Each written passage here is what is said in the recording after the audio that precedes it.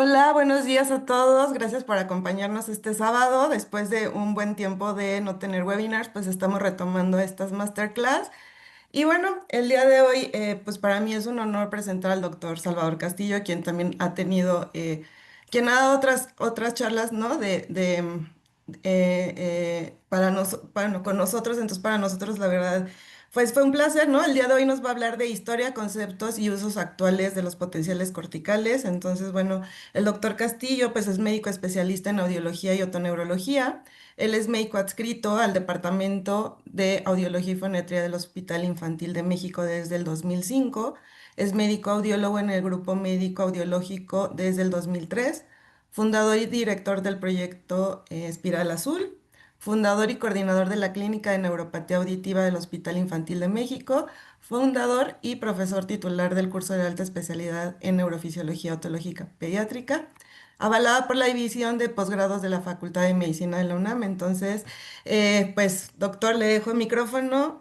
Todas las dudas también para que se animen a mandarlas al apartado de Q&A para que las podamos leer al final.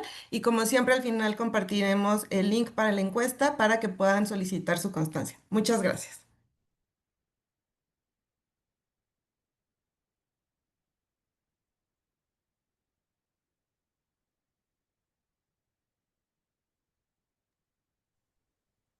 Ok. Bueno, pues ya estamos listos. Vamos a dar inicio. Muchísimas gracias a la doctora Alejandra por su amable presentación. Muchas gracias a Interacoustics, a Diatec por la invitación a estar esta mañana con ustedes. Vamos a hablar en general, vamos a ver qué son los potenciales corticales, pero nos vamos a enfocar específicamente a algunos aspectos que creo que son muy importantes y muy útiles para nuestra práctica clínica diaria, porque a veces tendemos a ver temas como estos como algo así como muy lejano, ¿no? Como algo, pues más bien que se practica con fines de investigación o situaciones que salen de nuestro alcance diario. Pero la verdad es que en la actualidad podemos realizar este tipo de registros bioeléctricos, pues de manera cotidiana. Y precisamente estamos el día de hoy para ver precisamente cómo podemos aplicar cierto tipo de potenciales para cierto tipo de acciones, no solamente diagnósticas, sino en el seguimiento de nuestro paciente. Vamos a comenzar con un poco de historia. Antes una pequeña declaración. Esta presentación no tiene fines comerciales, sino científicos. Por este motivo, he utilizado datos e investigaciones publicados en la literatura médica que no necesariamente han utilizado equipos de Interacoustics para su realización, ¿sí? Hay toda una historia por detrás de estos temas y es muy importante revisarla desde un punto de vista académico, ¿no? Vamos a empezar con un poquito de historia para saber, para contextualizarnos y saber de qué estamos hablando. Desde 1875, Richard Caton, utilizando un galvanómetro, porque hay que recordar que esto fue medio siglo antes, nada más medio siglo antes de que se empezara a utilizar a la electrónica para fines diagnósticos en medicina. Richard Caton describió algunas fluctuaciones en la actividad cerebral utilizando un equipo como el que ven ahí, que es un galvanómetro. Entonces él describió que había fluctuaciones en la corriente eléctrica en la cabeza de personas y que esas fluctuaciones eran distintas cuando estaba despierto que cuando estaba dormido el sujeto. Resulta que pues por motivos en esa época pues sociales, académicos, científicos, etcétera, nadie le hizo caso. Entonces todo el mundo ignoró ese hallazgo que él describió y de hecho fue hasta unos 20, 15 años después cuando ya se comprobó que sí había este tipo de fluctuaciones, pero para entonces Richard Caton ya se estaba dedicando a otro tipo de actividades, incluso más de tipo social y de tipo político. Algunas otras actividades médicas, como el estudio de la cuestión reumatológica en el corazón, etcétera. Es decir, se alejó completamente de este hallazgo inicial que la verdad es que sentó las bases para toda una área en la neurociencia. Es hasta 1924, ¿sí? O sea, fíjense, estamos hablando de 50 años después, que Hans Berger logró realizar los primeros ya registros como tal de actividad bioeléctrica cerebral. Y 5 años después de esos primeros registros, consiguió observar variaciones en el electroencefalograma relacionados a la presentación de sonidos intensos.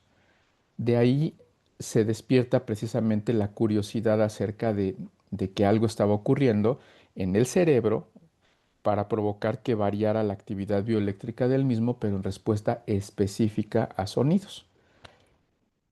Como contexto, hablamos que en esa época también, en 1930, Weber y Bray estaban colocando electrodos en la cóclea de un gato. Ellos lograron amplificar sonidos desde ahí y ellos creían que provenían del octavo par, pero en ese momento no sabían que lo que estaban registrando pues era la microfónica coclear.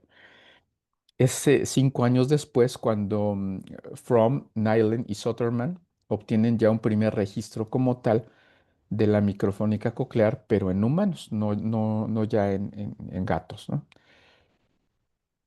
Para 1939, Davis y colaboradores lograron documentar respuestas a estímulos acústicos utilizando un recuento de respuestas. Es lo que ahora conocemos como promediación, pero antes era pues de forma mucho más artesanal.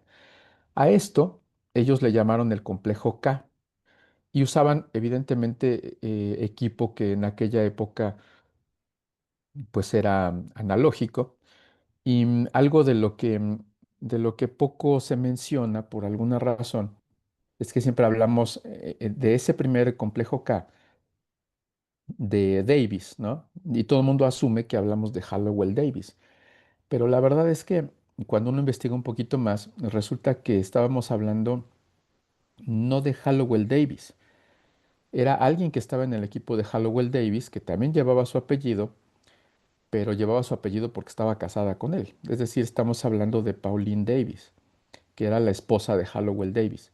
Ella fue en el mismo equipo de Hallowell Davis quien logró documentar. De hecho, la autora de esa primera publicación, pues es ella, no él específicamente. A estas respuestas, que en este caso es el complejo K, le llamaron potenciales evocados auditivos por primera vez, ¿sí? Porque era un potencial de acción provocado o evocado por estímulos auditivos. En ese tiempo, Hallowell Davis, ya como tal, desarrolló varios equipos e investigaciones en el campo de la electrofisiología. Incluso Hallowell Davis llegó a ser conocido como el padre de las respuestas evocadas auditivas, ¿sí? Ahora sí, él sí. En la década de los 60, evidentemente la investigación estaba centrada en las respuestas de latencia tardía, es decir, en potenciales corticales. Y Davis y su equipo desarrollaron varios artefactos, ¿sí? Como el Havoc, acoplado a otro que se llamaba Gates, y a un sistema para amplificar y filtrar el electroencefalograma. Para esta época, evidentemente seguían utilizando equipos análogos, ¿sí? Todavía no existían las computadoras como las conceptualizamos el día de hoy. Eran equipos análogos que obviamente tenían también ciertas limitaciones, incluyendo el espacio y el lugar a donde que se tenía que acondicionar para hacer esto. A mediados de los 60 llamó la atención de los investigadores la presencia del complejo N1P2 y entonces lo bautizaron ya no como tal como complejo K, sino como Slow Vertex Response, ¿no? O respuesta lenta del vértex. Y en 1967 fue utilizado esta herramienta que acaban de encontrar por primera vez para estimar umbrales auditivos. pero si ustedes se dan cuenta, estamos hablando de lapsos de muchos años, ¿no? De lustros o de décadas para que fuera avanzando esto, porque para aislar una respuesta bioeléctrica de un mar de señales bioeléctricas que se presentan en nuestro cerebro, sabemos que es importante utilizar una herramienta que es la promediación, es decir, pasar un estímulo, medir una respuesta, pasar otro estímulo, medir otra respuesta, pasar otro estímulo, medir otra respuesta y así sucesivamente, decenas, cientos o miles de veces, de tal forma que estas respuestas se puedan promediar y de esa forma aislar una sola respuesta de todo lo demás que hablamos de actividad bioeléctrica aleatoria, es decir, que no está relacionada a un evento que en este caso sería un estímulo acústico. Esta promediación no era eficiente hasta que llegaron las computadoras digitales. Lo vuelvo a mencionar, estábamos trabajando antes, o ellos estaban trabajando con computadoras análogas. En este caso ya empezaron a llegar las computadoras digitales en los 70s. Ya había computadoras más avanzadas, nada que ver con lo que tenemos ahora, pero ya eran más avanzadas para la época, ya convertían señales análogas a señales digitales, es decir, al lenguaje binario, y eso facilitó muchísimo la investigación. El problema, si podemos decir que es un problema, es que la investigación comenzó a centrarse en otro tipo de potenciales, que eran los potenciales de latencia corta o los provenientes de tallo cerebral. Entre otras cosas, esto ocurrió porque era mucho más sencillo aplicarlo, entre comillas sencillo, a población pediátrica. Los potenciales de tallo cerebral empezaron a ensayarse para buscar respuestas bioeléctricas en bebés, más o menos a mediados de los 70. Y eso provocó que el uso de los potenciales de latencia larga disminuyera notablemente, ¿sí? Es decir, empezaron a dejar de prestarle atención a los potenciales corticales para centrarse a los potenciales de latencia corta, que tenían una practicidad mayor por varios motivos.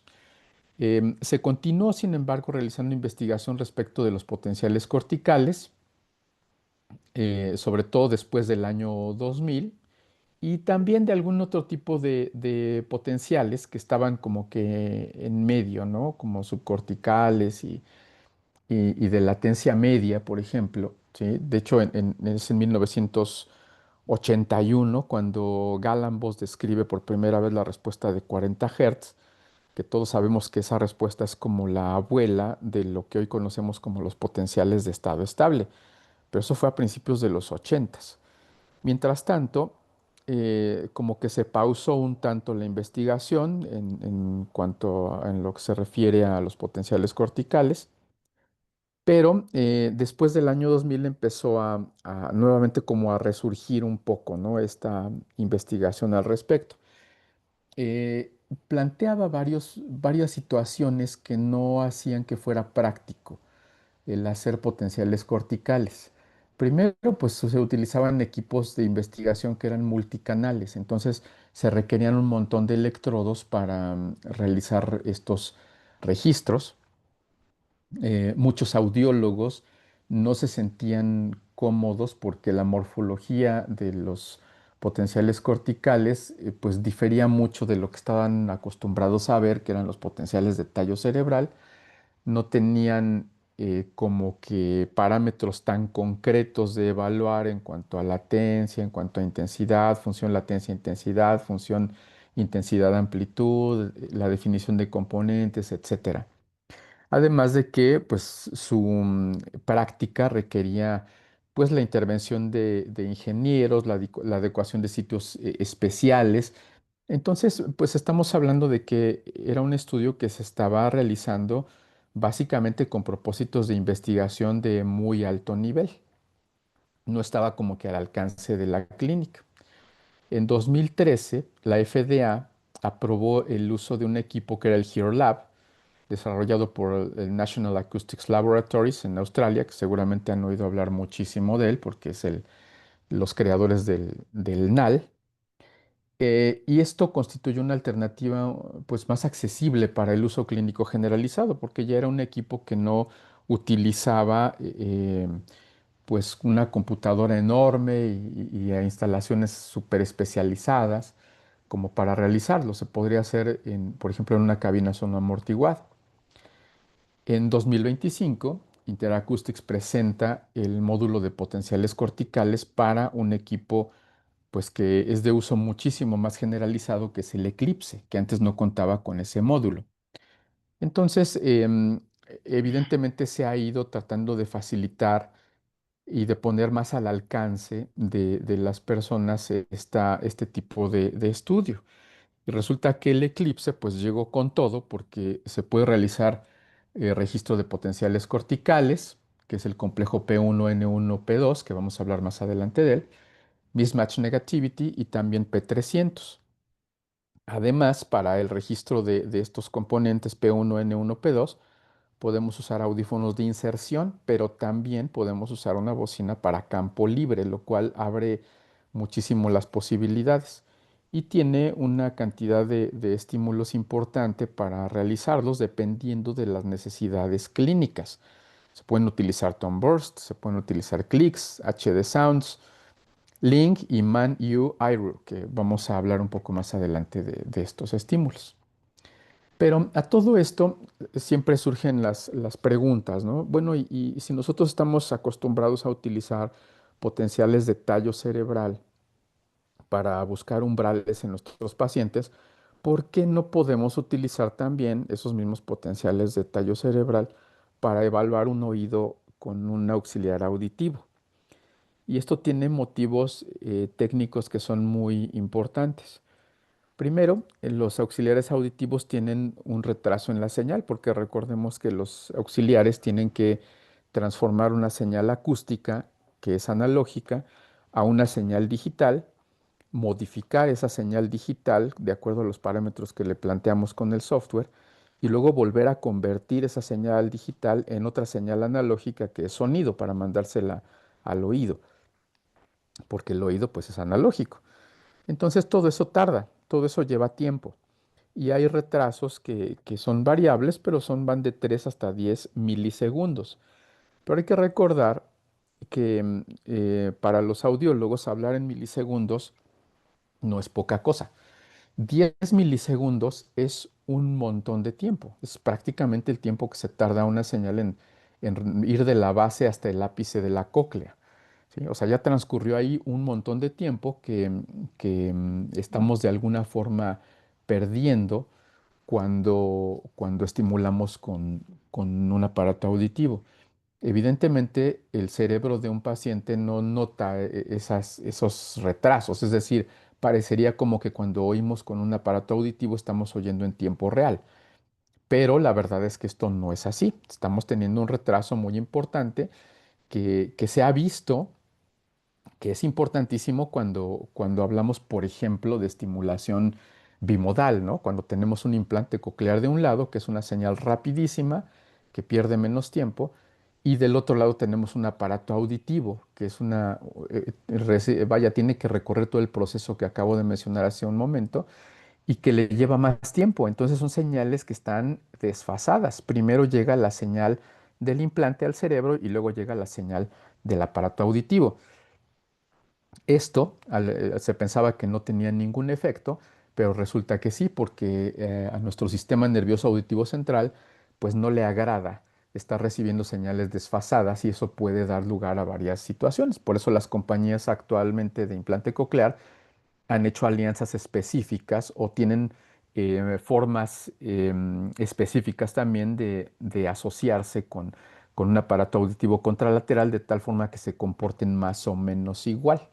¿Sí? Entonces, bueno, resulta que este retraso del cual estamos hablando tiene muchas implicaciones porque los potenciales de tallo cerebral pues registran actividad bioeléctrica en los primeros 10 milisegundos. Pero resulta que cuando estamos registrando esa actividad bioeléctrica ya llegó el siguiente estímulo y el siguiente, etcétera. Entonces, para los potenciales, pues usamos clicks o utilizamos tone burst, por ejemplo, o C-chirp, pero resulta que ninguno de estos estímulos se comporta como sonidos del habla. Y hay que recordar que los auxiliares auditivos están diseñados y están calibrados para reconocer y darle prioridad a los sonidos del habla, a los fonemas. Entonces, cuando nosotros utilizamos un aparato auditivo y le pasamos un sonido muy breve, como puede ser un click o un tone burst o un C-chirp, pues resulta que los aparatos auditivos podrían reconocer estos estímulos como ruido, no como habla, y entonces no los priorizan y por lo tanto no tendríamos un estimado realmente claro de todo esto. Cuando utilizamos potenciales corticales, los primeros componentes bioeléctricos se presentan después de 100 milisegundos en el niño, después de 50 en el adulto. Entonces podemos utilizar estímulos que son mucho más largos que los que utilizamos para los potenciales, lo cual da tiempo a un auxiliar auditivo para procesarlos adecuadamente y para mandar esa señal sin retraso, es decir, para mantener una señal mucho más estable, de tal suerte que también la respuesta sea más estable y pueda ser registrada. Como un pequeño recordatorio antes de continuar, recuerden que ningún estímulo, ningún estudio electrofisiológico es un estudio de audición en el sentido amplio del término, ¿sí? Estamos hablando de estudios que registran actividad bioeléctrica en respuesta a ciertos estímulos auditivos, pero los únicos estudios considerados como de audición son aquellos que implican funciones psicoacústicas, es decir, aquellos en donde hay una participación activa del paciente y en donde el paciente nos puede decir específicamente qué está oyendo y además cómo lo está oyendo. Y estamos hablando de audiometría tonal, estamos hablando de audiometría por reforzamiento visual, por juego condicionado, logoaudiometría, etcétera. Estos estudios, ningún estudio electrofisiológico debe considerarse como tal como un estudio de audición. Entonces, hay dos tipos en general de respuesta de latencia larga. Estos que estamos viendo del lado izquierdo, que corresponden básicamente a uno solo, que es el complejo P1N1P2, pero se le ha llamado de distintas formas que estoy poniendo ahí en la pantalla. A este tipo de respuestas le llamamos respuestas exógenas porque dependen principalmente del estímulo que estemos utilizando. Y del lado derecho tenemos otras como el mismatch negativity o el P300, que son conocidas como respuestas endógenas porque dependen principalmente de procesos cognitivos. Esto no significa que dependan única y exclusivamente de procesos cognitivos, también dependen obviamente del estímulo, pero estamos hablando de que dependen en mayor medida de lo que ocurre adentro del cerebro que de lo que viene de afuera, ¿sí? Por eso se les conoce como endógenas y exógenas. Para fines de esta charla nos vamos a enfocar en el complejo P1N1P2, ¿sí? Que corresponde a una respuesta exógena, dado que el nombre de corticales abarca también otras pruebas como mismatch negativity o P300. Pero el término como tal de corticales se ha generalizado sobre todo entre los audiólogos pediatras para referirse a este complejo mencionado. Ustedes van a algún foro internacional y cuando se habla de corticals se habla normalmente de complejo P1N1P2. Los componentes P1N1P2 son representaciones de los potenciales de latencia larga. Son considerados como respuestas obligatorias y además de campo cercano, porque están en los electrodos muy cerca del sitio en donde se produce. Los componentes de este complejo tienen un voltaje mucho mayor que los potenciales de tallo cerebral, principalmente por la localización de los electrodos, porque como decía hace un momento, los electrodos están más cerca del lugar a donde se produce, y además, al tener un mayor voltaje, son menos susceptibles a afectarse por actividad miogénica. Es decir, al estar tan cerca el electrodo de la fuente donde se producen, no le afecta tanto la actividad miogénica cerebral como sí ocurre, por ejemplo, con los potenciales de tallo cerebral, en donde sabemos que cualquier movimiento o actividad muscular produce actividad bioeléctrica que nos enmascara o nos oculta la actividad bioeléctrica proveniente del oído interno. Pero ¿por qué se considera una herramienta tan importante a estas respuestas de latencia tardía? Vamos a ponernos en contexto clínico. ¿Qué herramientas utilizamos para estimar umbrales? ¿Sí? Vamos a suponer que tenemos un bebé, que le hicimos el tamiz auditivo como marcan las guías clínicas antes del mes de edad. No lo pasó, hicimos la repetición necesaria antes del mes de edad, no volvió a pasar y entonces tenemos a un bebé de un poco más de un mes al cual tenemos que hacerle diagnóstico.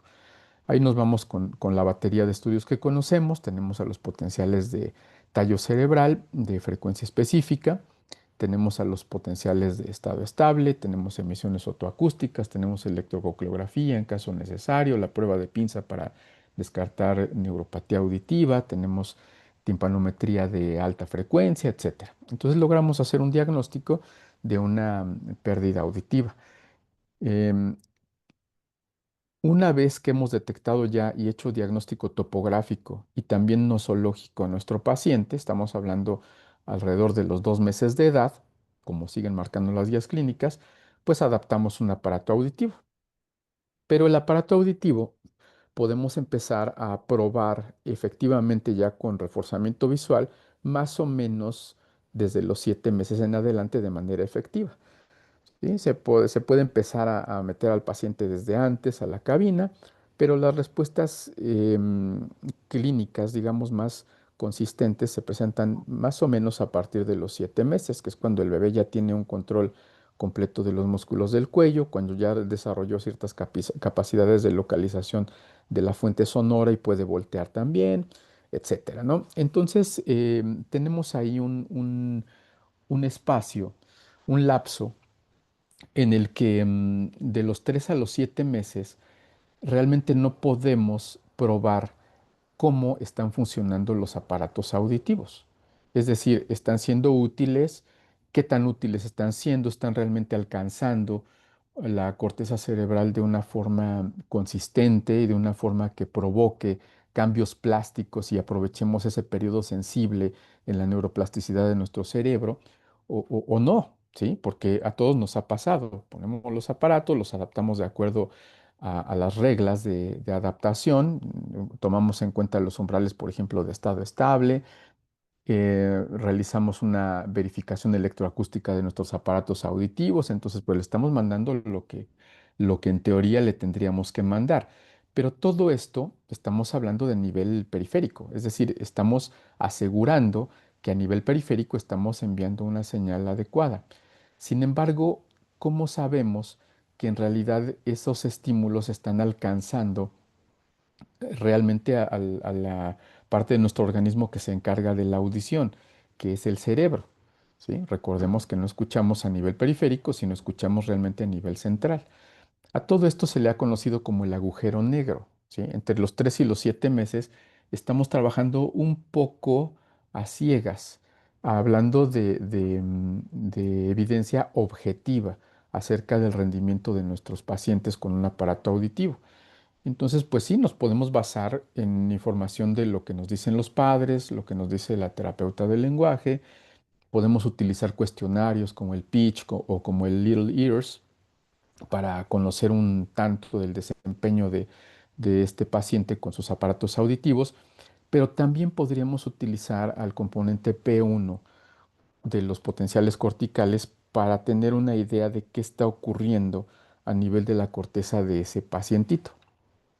¿Cómo se utiliza esto? Bueno, pues podemos realizar un registro de potenciales corticales antes de la adaptación de un auxiliar auditivo o de un implante coclear en un bebé y luego periódicamente para determinar los cambios en la actividad bioeléctrica de la corteza cerebral, si es que los hay, porque también podríamos documentar que no está pasando nada en esa corteza, en cuyo caso pues asumiríamos que la señal que estoy enviando a ese cerebro no es suficiente. El principio básico de los potenciales corticales, pues es que la estimulación auditiva provoca actividad bioeléctrica cortical, esto a nivel del giro de Herschel, lo cual implica detección de un estímulo acústico por la corteza, es decir, la corteza manda ese potencial como un acuse de recibido, por decirlo de alguna forma. ¿Sí? Al utilizar componentes como el P1, que Anu Sharma ha definido desde el año 2000 como un biomarcador, es posible monitorear no solo que el estímulo llegue, sino también que en cierto modo la efectividad de ese estímulo se vea reflejada en un trazo que tenemos en nuestra computadora. Sin embargo, y esto hay que dejarlo muy claro, no nos brinda información acerca del procesamiento del estímulo. Es decir, el cerebro lo está recibiendo, pero no sabemos exactamente cómo lo está procesando, porque eso ya es terreno de la psicoacústica que mencionábamos hace rato, y eso solamente el paciente nos lo puede hacer saber. Al igual que en otras áreas de neurofisiología otológica, podemos registrar actividad bioeléctrica en forma de componentes que tienen ciertas características. Entonces, para fines de esta charla, como ya lo dije, hablaremos del complejo P1, N1, P2, que es el que está marcado ahí en ese cuadrado rojo, ¿no? Dentro de la actividad bioeléctrica cerebral. Y vamos a empezar por el primero, que es el P1. El P1, P es de positivo, ¿eh? Y uno pues se presenta en primer lugar. Es el primer componente que podemos encontrar. En bebés podemos verlo aproximadamente a los 300 milisegundos luego del estímulo. Después, conforme el paciente va creciendo y ese cerebro se va desarrollando, la latencia de este componente va disminuyendo gradualmente hasta 100 milisegundos en la etapa preescolar. Y conforme ese niño va creciendo y ese cerebro se va desarrollando, continúa descendiendo hasta poco más de 50 milisegundos en el adulto. Y no solamente va haciéndose más corto, más temprano, sino que también va disminuyendo su amplitud, se va haciendo cada vez más chiquito respecto de otros componentes como el N1 y el P2 que se desarrollan después. Este componente P1 refleja la actividad de las áreas auditivas primaria y secundaria, y se considera, como lo había mencionado, como un biomarcador de neuromaduración, es decir, su presencia, y no solamente su presencia, sino su morfología, su latencia y su amplitud, me van hablando de cómo ese cerebro va madurando, cómo va cambiando y adaptándose a los estímulos provenientes del medio. El siguiente componente es el N1. Con la edad, conforme vamos creciendo, aparece una invaginación posterior a P1 en latencia, ¿sí? Tenemos nuestra P1 que es grandotota, que está desde chiquitos, pero después empieza a aparecer una deflexión negativa. Esa deflexión negativa es conocida como N1. Se puede ver a tasas muy bajas de estimulación en pequeños de 3 a 5 años, pero normalmente una estimulación habitual pues no la vemos a esa edad, solamente nos quedamos con el P1. Este componente negativo refleja la actividad de las áreas auditivas corticales de orden superior. Y aquí hablamos también de actividad interhemisférica e intrahemisférica. ¿Sí? Es decir, ya estamos un poquito más allá en términos de procesamiento auditivo central. Em, Se sabe que puede reflejar actividad a nivel del planum temporale. El planum temporale, si recordamos, está próximo al giro de Herschel. Tiene una forma triangular y se localiza justo al centro, ni más ni menos que del área de Wernicke. Y sabemos la función del área de Wernicke en lo que respecta a la comprensión del lenguaje. ¿Sí? Es decir, estamos hablando de áreas extremadamente especializadas cuya función se va enfocando a la discriminación de patrones acústicos finos que tienen que ver con el lenguaje oral. Entonces, este componente N1 es visible después de iniciado el desarrollo del lenguaje, cuando hacemos un estudio con estimulación estándar, digamos. Es decir, se ve hasta ya después de los 5 años. Esto significa que no es un indicador de percepción, o sea, no me indica la aparición del N1 que se está estimulando el plano temporal. Más bien refleja la presencia de habilidades que facilitan e integran el lenguaje oral. O sea, aparece cuando el lenguaje ya está adquirido, cuando ya tenemos esa habilidad. Es cuando aparece el componente N1. En cuanto al siguiente componente, que es el P2, no se cuenta con muchos datos acerca de su origen, pero sí se habla de un posible origen en la corteza insular. Curtis Ponton ha hablado de que hay una participación del sistema reticular activador ascendente, ni más ni menos, ¿sí? Es decir, el sistema de nuestro cerebro que se encarga de que podamos despertar todas las mañanas, ¿no? Entonces, se cree que puede tener ahí una relación importante con áreas que mantienen la atención aun cuando estamos dormidos, atención auditiva. Se cree que puede originarse en áreas multimodales de orden superior, ¿sí? Ya con áreas de asociación muy específica, el componente P2. Esta es una ilustración de cómo se comporta el complejo P1, N1P2. ¿Sí? Vemos cómo antes de los 5 años, cómo tenemos una onda una P1 grandota, muy prominente, que es la que podemos medir, y conforme vamos creciendo, se va desarrollando también este componente que es el N1, y ya alrededor de los 7 8 años se empieza a desarrollar P1, N1 y también P2, que si nos fijamos antes no existían. Para los adultos, pues evidentemente esto ya ha ido evolucionando. El P1, vean cómo se hace mucho más pequeño, vean cómo se ha ido recorriendo. Voy a ir haciendo esta línea para ver cómo la latencia se ha ido acortando. El N1 también, vean cómo se ha ido acortando. Y el P2 que se hace prominente conforme va madurando más nuestro cerebro. Em, en adulto, típicamente el P1 está entre 50 y 70 milisegundos, N1 típicamente entre 100 y 130 milisegundos y P2 típicamente entre 200 y 250 milisegundos. ¿Sí? Vean aquí una muestra de unos potenciales corticales en un adulto.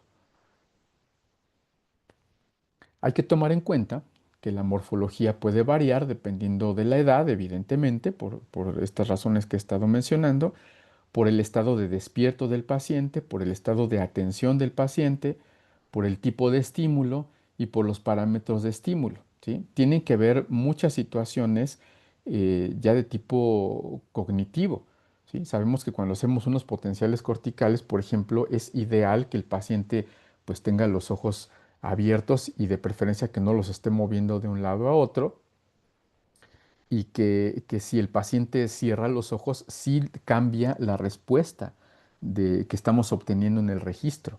Entonces, son cosas que hay que tener en cuenta. Em, Hay una relación entre la intensidad y la amplitud similar a la existente en los potenciales de tallo cerebral. Es decir, conforme vamos disminuyendo la intensidad del estímulo, la amplitud de los componentes también va disminuyendo, pero no hay una relación tan clara en intensidad y latencia. Es decir, yo puedo ir bajando la intensidad y la latencia va a irse recorriendo efectivamente, pero no de manera tan obvia como sí ocurre en los potenciales de tallo cerebral, como estamos acostumbrados a conceptualizar esto. ¿Sí? Puede existir un estimado de umbral de audición, pero solamente en adultos. Es decir, podríamos estimar el umbral auditivo en adultos con los potenciales corticales y esto tiene una importancia muy alta, sobre todo cuando hablamos de adultos que por alguna razón no podemos, en quienes no podemos obtener umbrales con una audiometría. Para fines médico-legales puede ser una herramienta importantísima para este tipo de casos porque tienen mucha precisión. Cuando el paciente despierto, sin necesidad de que esté dormido ni con una preparación especial. Y esto ocurre porque, como ya vimos, cuando se es adulto, incluso después de los 8 años, se puede intentar hacer ya búsqueda de umbral auditivo con potenciales corticales por la maduración, por la presencia ya más obvia de estos componentes de los cuales he estado hablando en los pasados minutos. Cuando tenemos un bebé muy pequeño, pues como ya vimos, la morfología no está tan clara, no se han desarrollado todos los componentes y vamos a tener muchos sesgos si tratamos de buscar el umbral en los bebés, pero en los adultos sí que es posible hacer esto. En los niños vean, ¿sí? Si recuerdan cómo estaba, me voy a regresar a unas diapositivas. Esta es la respuesta en adultos. Vean cómo está perfectamente bien definido P1, N1, P2, ¿sí? Y vamos bajando la intensidad y vean esto, ¿no? Pero en el niño, pues se nos complica un poco más el asunto, precisamente por esta falta de maduración cortical que tienen los niños normalmente. Y que esto alrededor, en la preadolescencia es cuando ya va madurando y termina de madurar este sistema ya bien entrada la adolescencia, ¿sí? Ya casi antes de ser mayores de edad. Hablemos un poquito acerca de la prueba. A diferencia de los potenciales de tallo cerebral, es indispensable que nuestro paciente esté perfectamente despierto para provocar los potenciales corticales, ¿sí? Tiene que estar despierto y alerta, además. Puede estar atento a algún video sin sonido, por ejemplo. Es conveniente que esté con la mamá para que no le dé miedo, para que no esté inquieto. La preparación y colocación de electrodos es la misma que con los potenciales de tallo cerebral, o sea, no necesitamos electrodos extra. Podemos utilizar electrodos desechables que ya traen su propio gel conductor. Y en realidad la preparación no representa tanto lío como en los potenciales de tallo, porque al contrario de estos, en los corticales el paciente tiene que haber dormido bien, tiene que haber desayunado bien, tiene que estar contento y con su mamá, ¿sí? Entonces esto nos facilita un tanto la posibilidad de realizarlos. El equipo, pues es un Eclipse que vemos ahí en la pantalla y tiene una bocina que está ahí a un lado y que debe colocarse a 1.5 metros del paciente, ¿sí? En realidad, esto es importante porque la calibración del equipo se ha hecho a 1.5 metros y se ha hecho a 1.5 metros básicamente por cuestiones de seguridad, para que en caso de que esta bocina, por la razón que sea, se caiga hacia adelante, no le caiga encima al paciente, ¿sí? Antes de cada medición hay que realizar una calibración in situ para garantizar que el estímulo sea adecuado. Hay un micrófono que se coloca muy cerca del paciente, también en un stand, y a través de ese micrófono y de la bocina, en menos de 10 segundos podemos calibrar el equipo nosotros mismos. Obviamente se trataría de que siempre estuviera colocada la bocina en el mismo lugar y siempre el paciente a la misma distancia. Pero pues a veces esto no es posible porque no todo mundo podemos tener un espacio específicamente dedicado nada más a hacer corticales.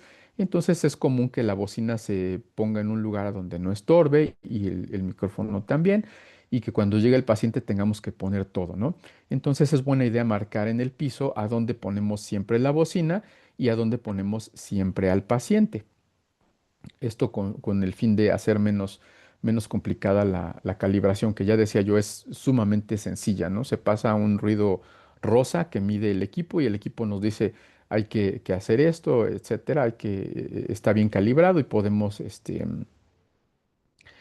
tener esta posibilidad. De preferencia debe haber dos examinadores. Hay que tener muchos juguetes a la mano o un video que le mantenga atento al paciente, ¿sí? Se habla de que se pueden tener juguetes que tengan muchas luces y de tal manera que el paciente pueda estarse fijando en esto, ¿no? O poner videos como estos en Interacoustics recomiendan mucho este video. Yo lo he probado en el consultorio para otras cosas, como para hacer timpanometría, etcétera. Y la verdad es que sí, por alguna razón le llama muchísimo la atención a los bebés y lo pueden encontrar en YouTube, ¿no? El caso es mantener a ese niño atento y que no se me vaya a distraer con otra cosa. Durante el estudio se puede pausar el registro en caso de que el niño pues se ponga a llorar o se ponga inquieto o etcétera, ¿no? Entonces, son cosas que podemos utilizar. La pantalla del Eclipse, si están familiarizados con el equipo para hacer potenciales de tallo cerebral, es la misma pantalla, ¿sí? En realidad no tiene grandes diferencias. Se puede manipular un protocolo que ya está definido, ¿sí? Se puede elegir qué tipo de estímulo vamos a utilizar, a qué intensidades, ¿sí? Aquí vemos cómo podemos elegir el tipo de estímulo. ¿Sí? ¿Cómo podemos saber si vamos a hacer una prueba con aparato auditivo o sin aparato auditivo, si es del lado derecho, si es del lado izquierdo, si es binaural, a qué intensidades podemos hacer nuestro registro, etcétera, ¿sí? La verdad es que no hay diferencia con los potenciales de tallo en ese sentido de la pantalla. No va a costar ningún trabajo. En cuanto a los estímulos que utilizamos, esto es bien importante porque dependiendo de los estímulos es la utilidad que va a tener nuestro estudio. En audiología estamos muy acostumbrados a medir umbrales o a estimarlos bajo situaciones absolutamente controladas, ¿sí? Es decir, utilizamos tonos puros a intensidades bien definidas en octavas de frecuencia eh, en una cabina sono amortiguada en donde no hay interferencia de ningún tipo de estímulo acústico. Y con base en eso, pues hacemos inferencias acerca del funcionamiento del sistema auditivo. ¿Sí? Decimos, bueno, oye bien en todas estas frecuencias y entonces eso significa que el paciente tiene audición normal, ¿no? Por lo menos desde un punto de vista audiométrico. Pero en las pruebas electrofisiológicas podemos utilizar diversos estímulos. En los potenciales corticales, pues pueden obtenerse con clics, también con tone bursts, que tienen características acústicas muy distintas uno del otro. Pero estos estímulos, los clics y los tone bursts, no reflejan la funcionalidad que nos interesa realmente. Además de que por sus características son estímulos sumamente breves. Un aparato auditivo o un implante coclear podría identificarlos como ruido. Y al identificarlos como ruido, pues no priorizarlos dentro del espectro auditivo para nuestro paciente. Entonces tenemos que usar, o lo ideal sería tratar de usar fonemas, ¿sí? Fonemas como estos que tenemos aquí. Esto se ha estudiado muchísimo, esto que les presento aquí no es un espectrograma, es algo que le llaman un herbograma y refleja la actividad dinámica de cómo se va comportando la cóclea al ser estimulada en el tiempo. Es decir, estamos hablando de gráficos muy precisos acerca del comportamiento coclear respecto de un sonido o de otro. Estos estímulos, estos fonemas, deberían estar aislados, ¿sí? Porque no requieren su asociación con una vocal. Es decir, no decimos ma, ga, ta o sa, ¿sí? Decimos m, j, t y s. Pero yo en este momento no los estoy pronunciando como los pronuncio cuando estoy hablando. Es decir, no están en el contexto real del habla, ¿sí? Si yo, antes en los potenciales corticales se utilizaba mucho para estimular un da, ¿sí? Así le pasaban el estímulo, que era da. Pero en el DA, si lo analizamos frecuencialmente, pues lo que predomina es el contenido en energía acústica de la A, no de la D, que en realidad es lo que a lo mejor me interesaría medir. Entonces tiene una especificidad frecuencial muy pobre, son estímulos que abarcan muchas frecuencias a la vez y por lo tanto el resultado implica que me va a dar respuestas muy gruesas respecto de qué tanto pueda estar escuchando ese paciente. Si utilizamos estos fonemas, se supone que se debería preservar la especificidad frecuencial natural del habla, pero en realidad estos estímulos que les llamamos estímulos parecidos al habla, ¿sí? Que son estos y que abarcan estas frecuencias aproximadamente, o sea, 500, 1250, 4000 y 6 a 8000. Si yo los presento así, pues nos damos cuenta de que pues tienen una mayor especificidad frecuencial, pero en realidad estos están igualados a una sola intensidad, que en este caso es aproximadamente 50 decibeles. Y eso no ocurre en la vida real. Esto no es habla natural. Y lo que realmente nos interesa más es aproximar nuestras observaciones clínicas a lo que ocurre en la vida real, porque el paciente no vive en una cabina sonoamortiguada y no recibe estímulos auditivos siempre a la misma intensidad. Eso todos lo sabemos. Entonces eso plantea un problema. Hay un estándar internacional que tiene que ver precisamente con la forma en cómo se tratan de igualar los estímulos del habla. A esto le llamamos el ISTS, que es la International Speech Test Signal. Esta es una señal que contiene las propiedades más relevantes del habla y es lo que utilizamos como un estándar para medir y calibrar el desempeño de dispositivos de audición y también de micrófonos. Es decir, los aparatos auditivos y cualquier dispositivo de audición deberían tener en cuenta este tipo de estándar para calibrar sus aparatos, ¿sí? ¿Y a qué me refiero con eso? El ISTS está compuesto por la combinación de 6 idiomas, que son inglés, árabe, mandarín, español, francés y alemán, y están producidas por hablantes femeninos.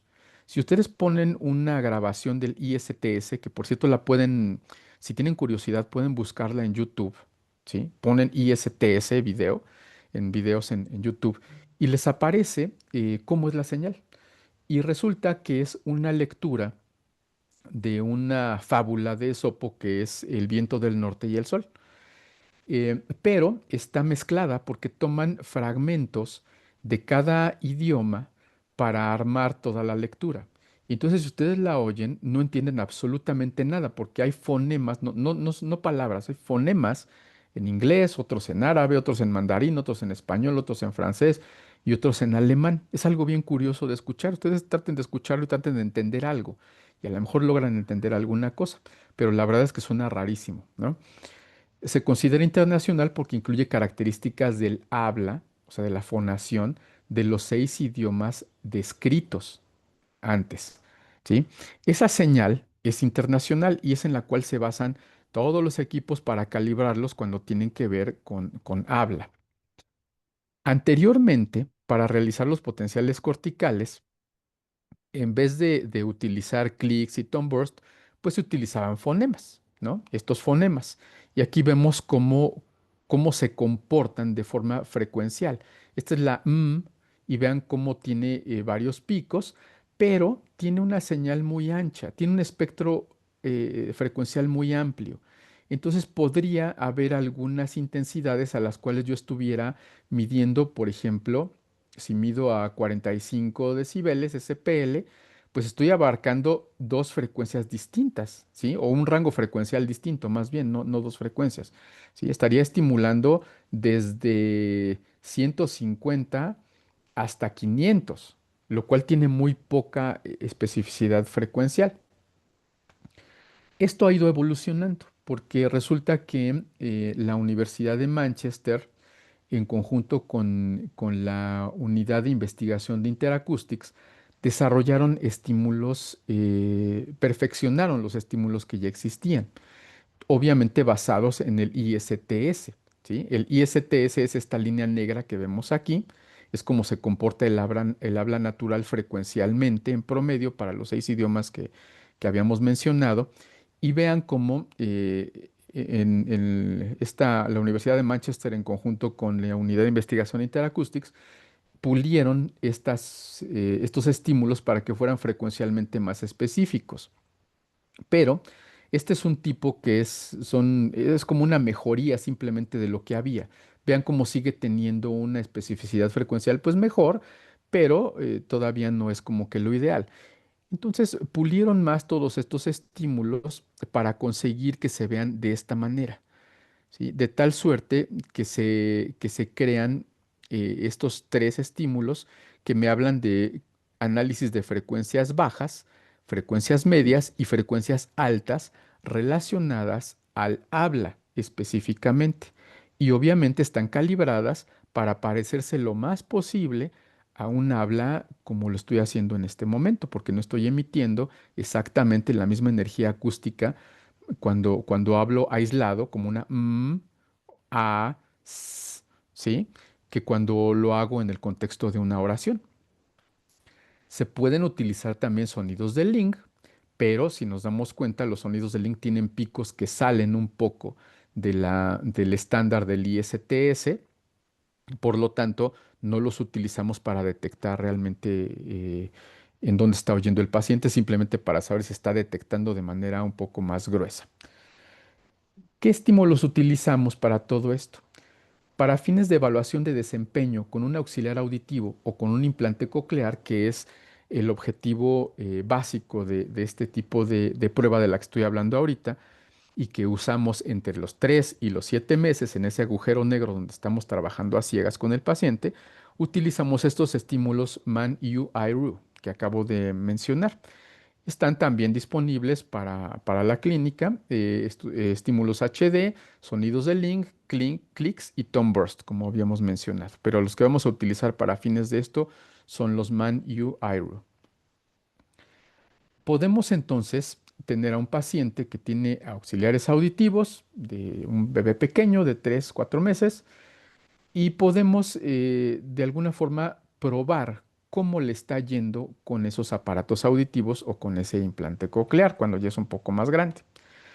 Esto porque la interpretación siempre ha sido un asunto complejo en las respuestas de latencia tardía. O sea, si yo me enfrento a esto, yo digo, híjole, pues tengo dudas, ¿no? O sea, por más que haga por mediaciones, como que hay muchas cuestiones ahí que me podrían dejar dudas acerca de si eso no es una respuesta.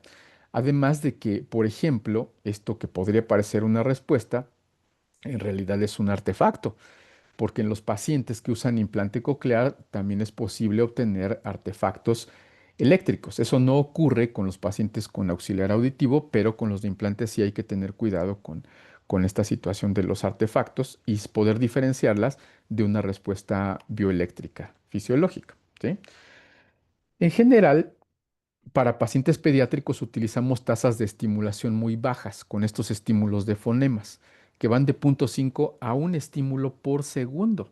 ¿Sí? Es lentísimo, esto no tiene nada que ver con la velocidad a la que estamos acostumbrados, por ejemplo, de 21.1, 31.1 o 44.1 estímulos por segundo. Aquí hablamos de un estímulo apenas por segundo. Eso es lentísimo.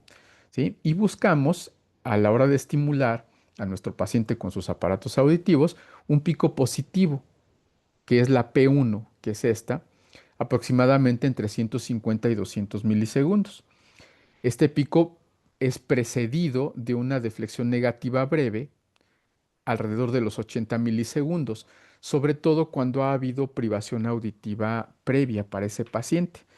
Y es seguido de otra deflexión negativa aproximadamente a los 400 milisegundos, que más adelante se va a convertir ya como tal en la N1. ¿Sí? Vemos aquí un esquema de cómo se comporta esta situación. ¿Sí? Una deflexión negativa previa y una deflexión positiva, que es la P1, y un esbozo de lo que más adelante va a ser N1, pero todavía está muy, muy retrasada. Si bien la morfología que obtenemos es muy importante, contamos ya con herramientas que son objetivas, que nos permiten estimar la presencia o ausencia del componente P1. Es decir, no se angustien porque no nos vamos simplemente a enfrentar a esto y pues sí me voy a poner a decidir qué es esto, ¿no? O a lo mejor a mí me parece que es esto. Entonces nos perdemos un poco. Bueno, tenemos herramientas como esto. Todo el mundo conoce la herramienta del eclipse, que es el FMP, y el ruido residual, que nos van diciendo cuándo se va mejorando estadísticamente una respuesta para considerarse como un componente bioeléctrico real y no como una actividad bioeléctrica aleatoria. ¿Sí? Resulta que desde los años 80 en los equipos electrofisiológicos se han utilizado estrategias para esto. Son analizadores de probabilidad estadística de que una onda o algo que parece una onda en realidad sea una onda. Tenemos al FSP, que se desarrolló en los años 80 y en donde se tomaba un solo punto en cada onda para ver estadísticamente si correspondía a otras y decidir si esa era una respuesta o no. En los 90 salió otro tipo de estrategia, que es el FMP, en donde no se tomaba un solo punto para el análisis, sino que se tomaban 5 puntos para el análisis. En la actualidad, el eclipse y para los fines de los potenciales corticales ya utiliza algo que se llama el FMPI, que es individualizado, porque tiene mucho que ver con el análisis que el equipo hace de la actividad bioeléctrica del cerebro del paciente en cuestión. Y no solamente toma 5 puntos como se hacía antes para el análisis, sino que toma nada más y nada menos que 250 puntos. Es decir, estamos hablando de un análisis muy avanzado de probabilidad estadística que nos dice que esa onda sí es una onda, ¿sí? Sugerida por el equipo. Es decir, nos ayuda de alguna forma a interpretar lo que estamos viendo de tal forma que no pongamos que hay una onda en donde en realidad no la hay. Obviamente, los niveles de ruido residual también son importantísimos a la hora de hacer este tipo de estudios y utiliza también otras estrategias como la promediación bayesiana, que le da mayor o menor preferencia a pasar como respuesta a ciertas ondas dependiendo de la cantidad de ruido que haya en ese momento, ¿sí? Entonces nos estamos encontrando con que esto nos va a permitir contar con una referencia objetiva basada en probabilidad estadística, pero no es como los potenciales de estado estable en donde el equipo nos dice la respuesta está aquí y punto, ¿no? Ya hazle como quieras, ¿no? La respuesta yo la estoy encontrando aquí y listo. En realidad, aquí nos dice, bueno, sí, estoy encontrando que hay una respuesta con una probabilidad estadística mayor del 95%, aunque esto se puede ajustar dependiendo de nuestras necesidades. Pero tú decides, tú di si la marcas como una respuesta o no la marcas como una respuesta. O hay ocasiones en las que el equipo, por alguna razón, no marca con una probabilidad estadística mayor al 95%, pero yo sí estoy viendo que hay una respuesta que replica sin mayores problemas. Y obviamente cuando hacemos este tipo de estudios, también utilizamos a la replicación para tener una mayor evidencia de la presencia o no de una onda bioeléctrica. En el paciente pediátrico no es posible obtener un umbral estimado, como ocurre en los potenciales de tallo cerebral, ¿sí? Y entonces me van a decir, entonces, ¿para qué diablos me sirve? Bueno, pues esto sirve porque en la actualidad lo utilizamos para verificación de dispositivos de audición. Es decir, me interesa saber si el habla a determinadas intensidades está alcanzando la corteza auditiva del paciente, ¿sí? Nos puede servir para comparar un estudio sin auxiliares auditivos contra otro estudio con auxiliares auditivos en la misma sesión a una intensidad determinada para valorar cómo está y también la simetría entre oído derecho y oído izquierdo. Esto es muy útil porque podemos, cuando el uso del aparato auditivo no es muy constante en casa, uno puede demostrarle a los papás cómo cambia una respuesta del cerebro de su pequeñito cuando utiliza los aparatos y cuando no utiliza los aparatos. Eso de alguna manera plantea una situación objetiva que los padres pueden aprovechar para ser más constantes en el uso de un aparato auditivo. Además de que podemos explorar esta funcionalidad en rangos frecuenciales, es decir, podemos saber si está percibiendo adecuadamente los fonemas en frecuencias bajas, en frecuencias medias y en frecuencias altas. En el paciente pediátrico, el componente P1 podría no estar bien definido dependiendo de la maduración, de la estimulación previa, del grado de hipoacusia, etcétera. Obviamente, un paciente que ha tenido privación auditiva, pues no va a tener perfectamente definido el componente P1. Pero decíamos que el comportamiento de este P1 en cierta manera se parece al de los potenciales de tallo en lo que se refiere a amplitud e intensidad. La prolongación de la latencia es sumamente discreta cuando disminuimos la intensidad, pareciera como que están casi en el mismo lugar. En concreto, es posible saber si los estímulos lingüísticos están alcanzando la corteza cerebral, aunque no podemos encontrar un umbral estimado como tal, ¿sí?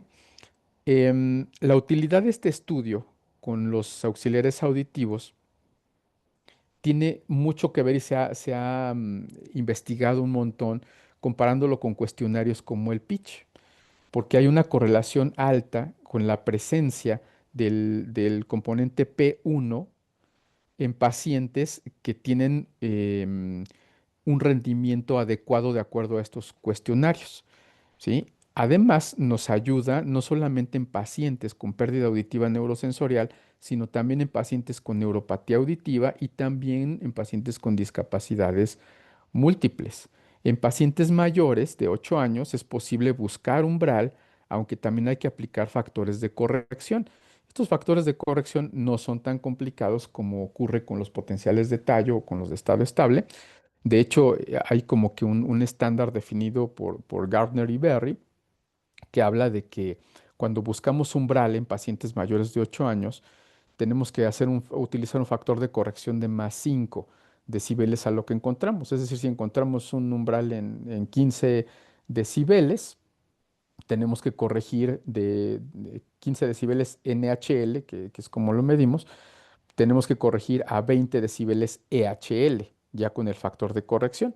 ¿Sí? Es decir, le sumamos 5 decibeles si es un paciente con hipoacusia neurosensorial, con uso de auxiliares auditivos, pero en pacientes con neuropatía auditiva el factor de corrección es un poquito mayor, es de 10 decibeles. Entonces tenemos que sumarle 10 decibeles al umbral electrofisiológico. Si localizamos la onda P1 con auxiliares auditivos o con implante coclear, en alguna de estas intensidades nos va a indicar cosas distintas, ¿sí? El protocolo del eclipse trae la posibilidad de estimular con MAN-U-IRU frecuencias bajas, frecuencias medias y frecuencias altas a tres intensidades predefinidas, que son 55 decibeles SPL, 65 decibeles SPL y 75 decibeles SPL. Eso viene por default en el protocolo que trae el eclipse, ¿sí? Ustedes van a escoger simplemente, quiero estimular a 55, a 65 o a 75, ¿sí? Si encuentro respuesta, encuentro P1 en 55 decibeles SPL, asumimos que el umbral de audición corresponde cuando mucho a una pérdida auditiva superficial. Es decir, estoy teniendo una audición adecuada con el aparato auditivo o con el implante coclear, ¿sí? Cuando mucho ese paciente está teniendo una pérdida superficial, cuando mucho. Si no encuentro la respuesta en 55 decibeles SPL, pero si la encuentro en 65 decibeles SPL, asumo que el umbral corresponde a una pérdida superficial o moderada. Es decir, ahí podría haber algo que hacer. A lo mejor habría que hacer algún ajuste con los auxiliares auditivos o pensar en cambiar a otro tipo de tratamiento. Si no encuentro respuesta en 65 decibeles SPL, pero sí la encuentro a 75 decibeles SPL, asumimos que el umbral corresponde a una pérdida moderada o severa, aún con el aparato auditivo o con el implante coclear, ¿sí? Ahí pues estamos en problemas porque esa audición definitivamente no podemos mantenerla durante mucho tiempo porque estamos subestimulando a ese cerebro. Entonces sí habría que pensar ya de manera concreta en otro tipo de tratamiento como puede ser el implante coclear. ¿Sí? Y si de plano no hay respuesta a 75 decibeles SPL, pues es que la pérdida, aún con aparato auditivo o implante coclear, es cuando menos severa. Y entonces, pues de todas tendríamos que hacer algo, ¿sí? Ese es el criterio que utilizamos a la hora de hacer este estudio. En pocas palabras, podemos determinar si el habla suave, que hablamos de 55 decibeles SPL, media, que hablamos de 65 decibeles SPL, o de alta intensidad, es decir, 75 decibeles SPL, consigue llegar a la corteza auditiva o no, ¿sí? Ahí es a donde tiene la aplicación clínica este estudio, porque puedo definitivamente tomar decisiones al respecto. En cuanto al implante coclear, sabemos que a mayor uso efectivo del implante coclear, hay un acortamiento en la latencia del componente P1.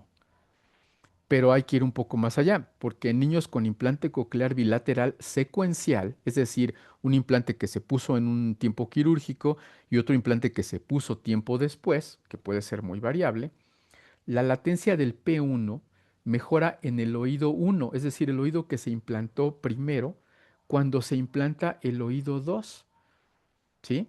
Esto tiene una correlación importantísima con el grado de maduración cortical.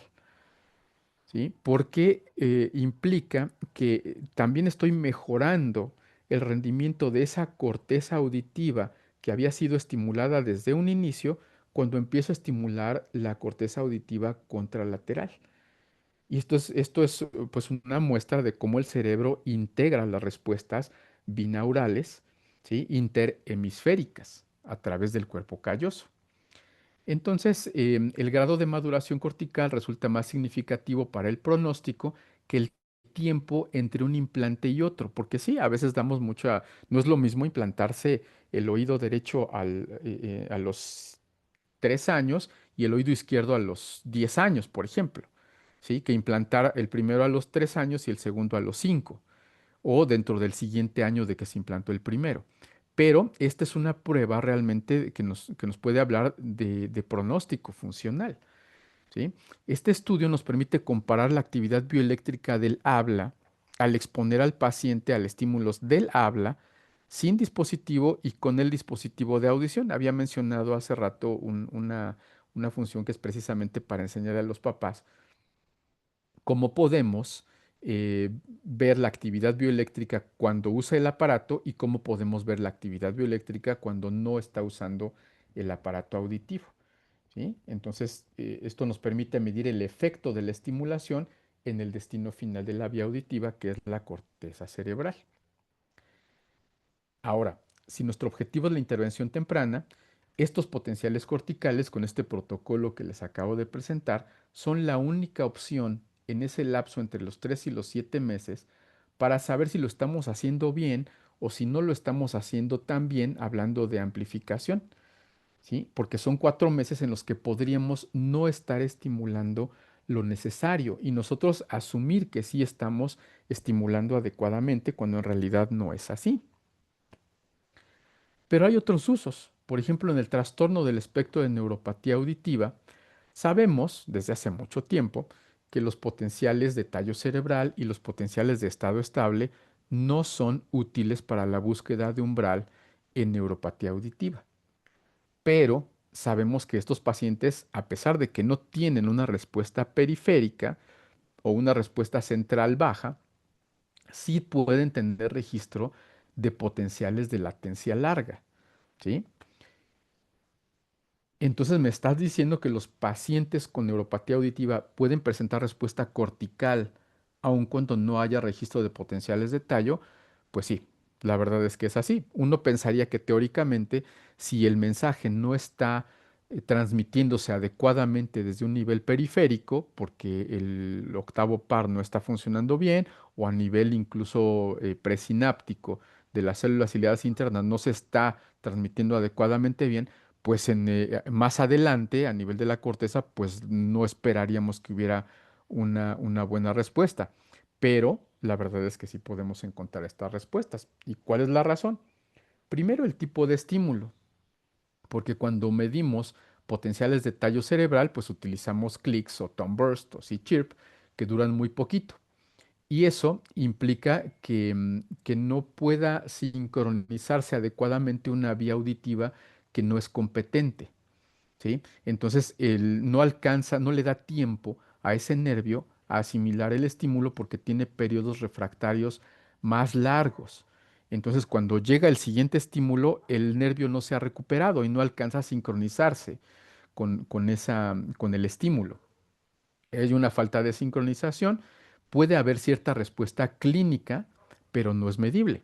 Hay que recordar que en la neuropatía auditiva hablamos de un problema no con la intensidad del estímulo, sino con la calidad del estímulo, por la forma en cómo ese nervio auditivo es capaz de llevar una señal compleja hacia arriba con un tono puro, que es una señal muy simple, a lo mejor esa vía auditiva logra mandarlo de manera más o menos adecuada hacia arriba. Por eso en una audiometría un paciente con neuropatía auditiva puede tener incluso umbrales correspondientes a audición normal, audiométricamente hablando.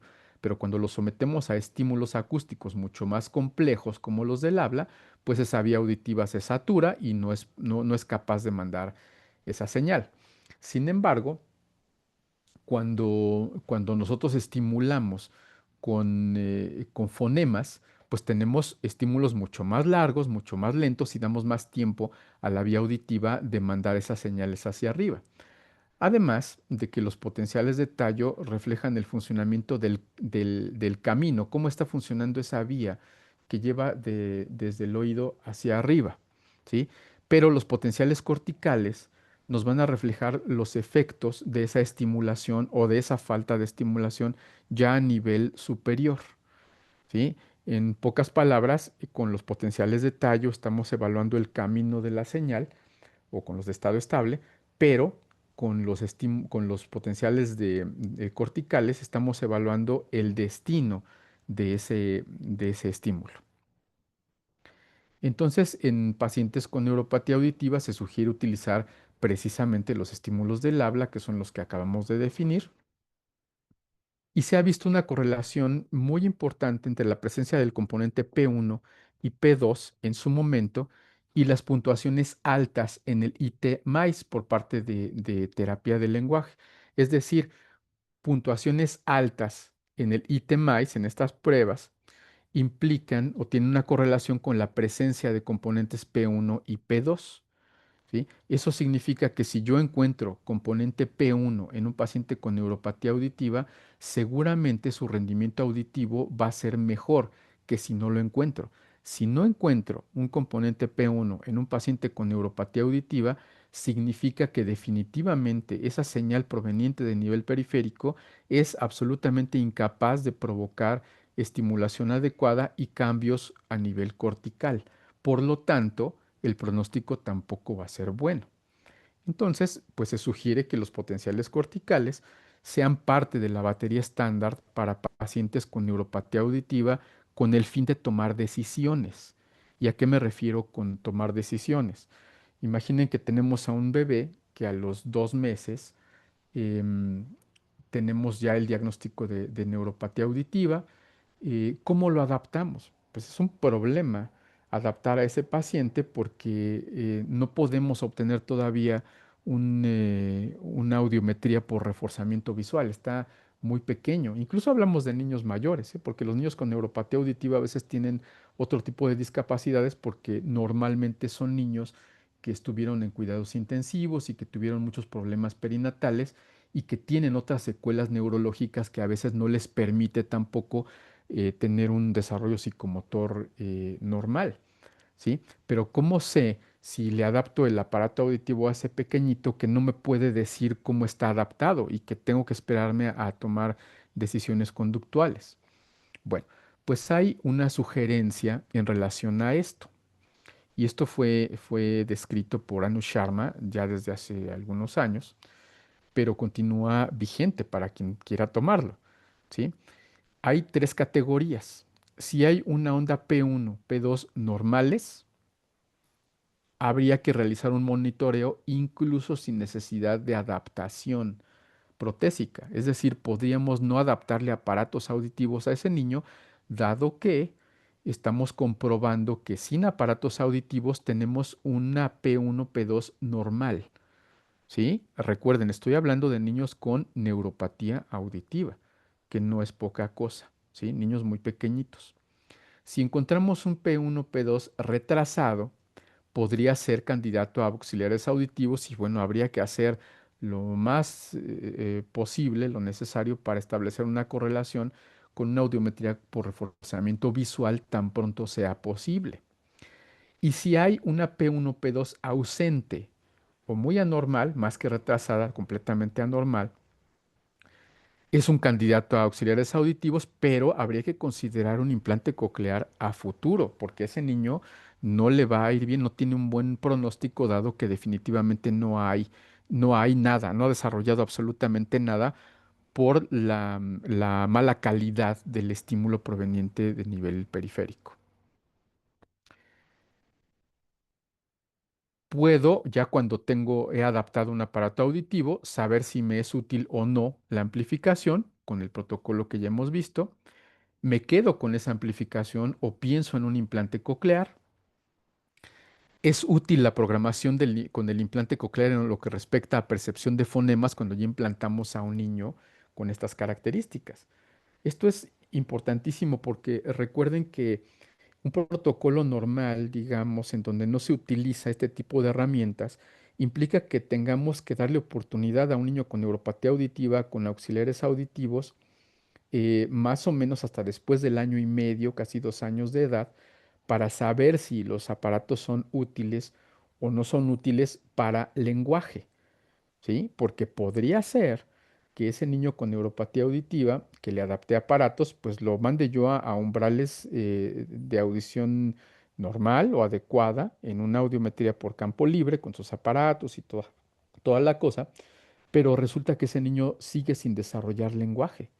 Y entonces me lleva hasta después del año y medio el determinar, bueno, este niño no está desarrollando lenguaje, no se debe a una causa neurológica, sino a la mala estimulación porque es un niño con neuropatía auditiva y entonces vamos a considerar la posibilidad de implantarlo. Pero cuando nosotros utilizamos este tipo de herramientas objetivas, podríamos adelantar mucho tiempo estas decisiones y hacerle perder menos tiempo a nuestro paciente antes de realizarle un implante coclear. Los potenciales corticales también nos pueden ayudar a valorar la neuromaduración en las áreas involucradas.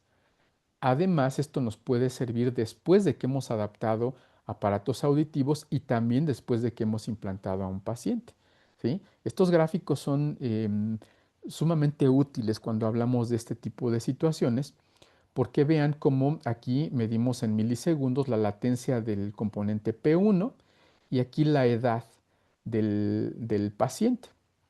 Vemos cómo cuando después de 10 meses, es decir, más o menos poco antes del año de edad, ese paciente ya tiene 10 meses de que le adaptamos un aparato auditivo. Es decir, le pusimos un aparato auditivo a un niño con una pérdida auditiva neurosensorial aproximadamente a los 2 o 3 meses de edad, que es lo que marca el estándar o la norma actual. ¿Sí? Y vemos cómo tiene una P1 aproximadamente en 350 milisegundos. ¿Sí? De ahí, pues se decidió implantar a este paciente, más o menos antes del año y medio de edad, y un mes después de la adaptación de implante coclear, vean cómo se movió la latencia de la P1. Estaba casi en 350 y se movió casi 100 milisegundos hasta 250, después de un mes de adaptación o de activación del implante coclear. ¿Sí? Con un mes nada más. Si nosotros seguimos a ese paciente, alrededor de los 2 años de edad, es decir, un poco más de medio año después, tenemos que la latencia ya se movió hasta 160, 170. ¿Sí? Estamos hablando ahí de otros casi 100 milisegundos, 80 milisegundos, en 6 meses de uso del implante coclear. Y si seguimos, para este entonces, el paciente ya se metió en el estándar de pacientes con audición normal. Es decir, estas dos líneas me están enmarcando los sitios de latencia del P1 en pacientes normoyentes. Es decir, para los 2 años, ese niño ya se metió en el rango normal.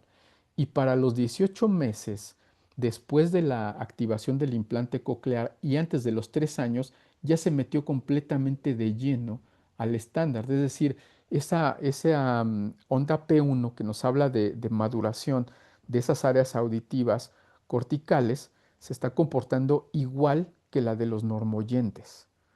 ¿Sí? Nada más para tener un ejemplo de cómo va avanzando y también la diferencia que hay entre usar un aparato auditivo en un paciente con una pérdida profunda y utilizar un implante coclear. Esto se refleja también en esto. Vean cómo aquí tenemos cómo la onda P1 estaba muy retrasada y cómo se fue haciendo más temprana cada vez en relación a esto que les he estado comentando. pero eso lo podemos documentar ya, ¿sí? Entonces tenemos como una P1 en este sentido, cuando el paciente es normoyente. Aquí cuando hay, por ejemplo, una pérdida auditiva, que tenemos una P1 acá, con una onda negativa previa que está relacionada a privación auditiva.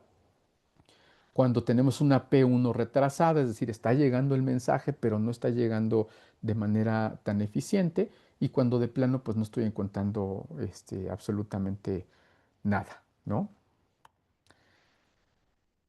Ahora, en el adulto y preadolescentes, que decíamos que es otra cosa, porque ahí podemos encontrar complejos P1, N1, P2 sin mucho problema, también se ha encontrado un 91% de correlación con los umbrales de percepción psicoacústica. Es decir, si les va bien en las pruebas psicoacústicas, seguramente es porque tienen un complejo P1, N1, P2 con auxiliares auditivos muy bien establecidos. Es decir, esta prueba la podemos utilizar para aquellos niños también que ya son mayores de 8 años y que les adaptamos aparatos desde que eran pequeñitos, ¿no? Para ver cómo se ha desarrollado esto.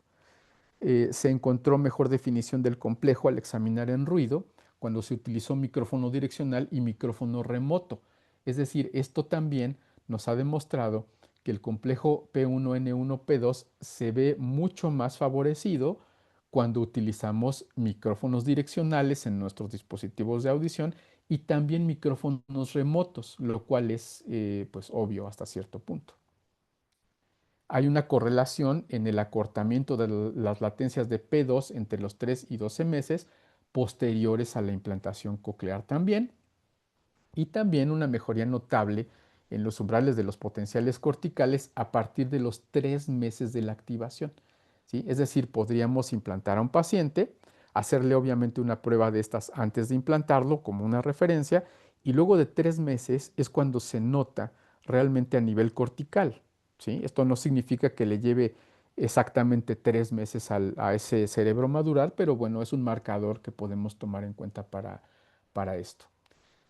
Hay algunos estudios, en particular me gusta mucho uno hablando de sordera unilateral, de hipoacusia unilateral, en el que Sharma documentó en un paciente de 10 años de edad con hipoacusia unilateral, había una respuesta de latencia larga luego de 6 meses de implantación, ¿sí? Es decir, implantaron el oído malo, siendo que el otro era un oído con audición perfectamente normal, y luego de implantarlo, después de 14 meses, esa corteza que correspondía al oído implantado presentó una maduración completa, es decir, se igualó al oído contralateral, ¿sí? Pero además se observó mejoría en las características morfológicas y también de latencia en el oído sano.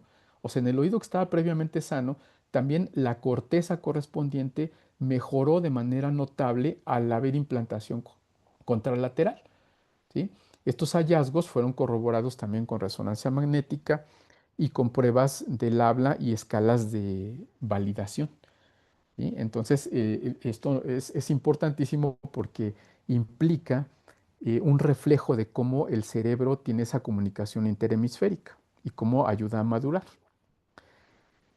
Como algunas conclusiones de todo esto, podríamos tener que el registro de potenciales auditivos corticales definitivamente no es nuevo. De hecho, tiene muchos años que se realiza, pero siempre se realizaba más con fines de investigación y teníamos pues en realidad poco alcance a la hora de aplicarlo con nuestros pacientes en la clínica.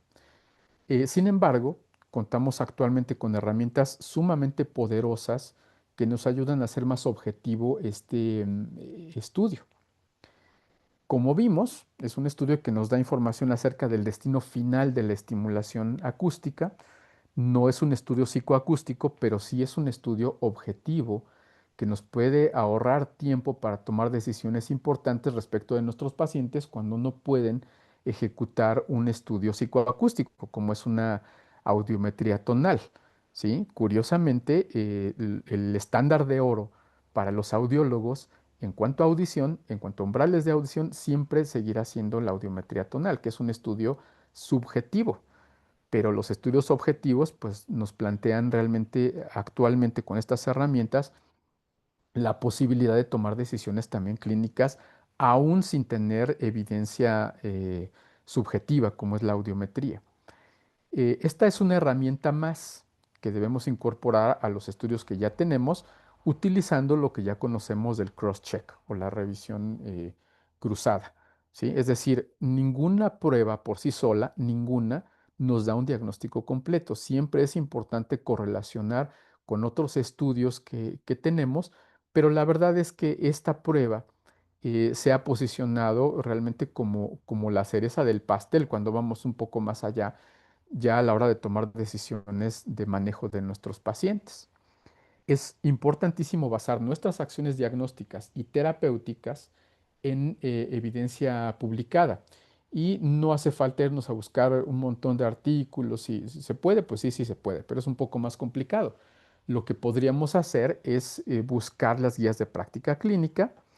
En este caso les recomiendo mucho leer estas guías de práctica clínica.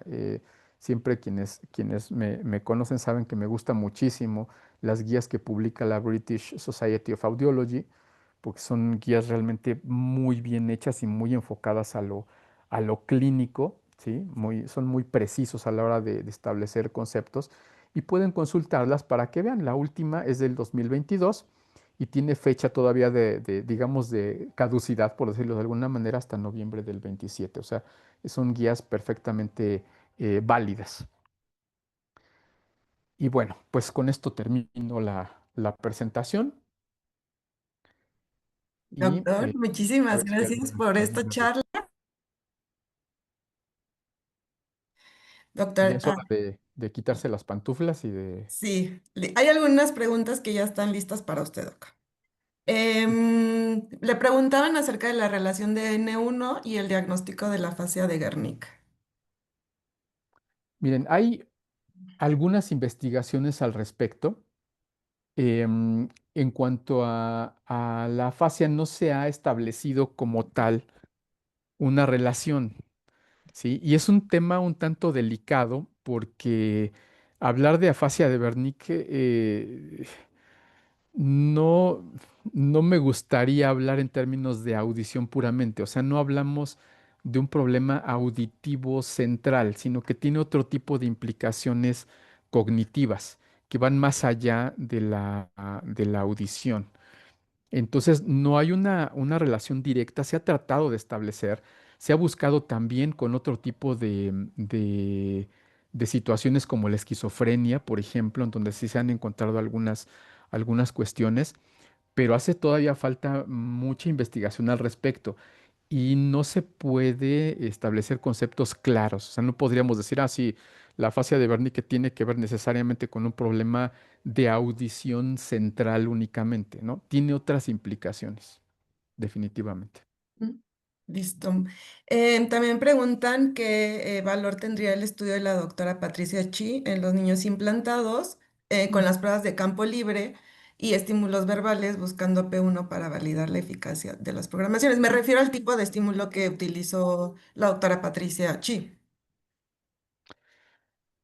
Um, Miren, hay una gran cantidad de información al respecto de muchas pruebas, ¿sí? En este caso yo me enfoqué básicamente a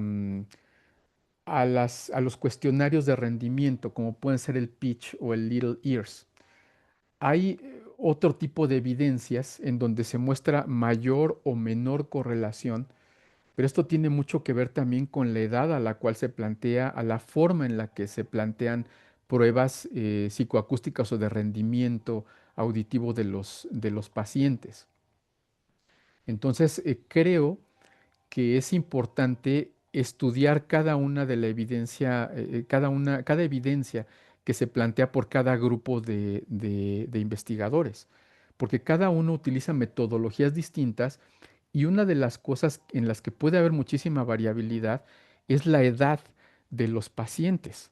¿Sí? Hay estudios en donde se empieza a estudiar a los pacientes en términos de desarrollo del lenguaje desde antes del año de edad y otros en donde ya es después del año y medio, a los 3 años, a los 4 años o incluso después. Entonces, no se pueden igualar unas pruebas con otras si no sabemos exactamente los rangos de edad, el tipo de prueba y también cómo se aplicaron las pruebas. Porque hay pruebas que se hacen con el paciente, por ejemplo, a 1,5 metros en un lugar medianamente silencioso, y hay otras pruebas que efectivamente se utilizan en campo libre, con un ambiente auditivo más controlado. Incluso hay pruebas que se pueden realizar ya en ruido.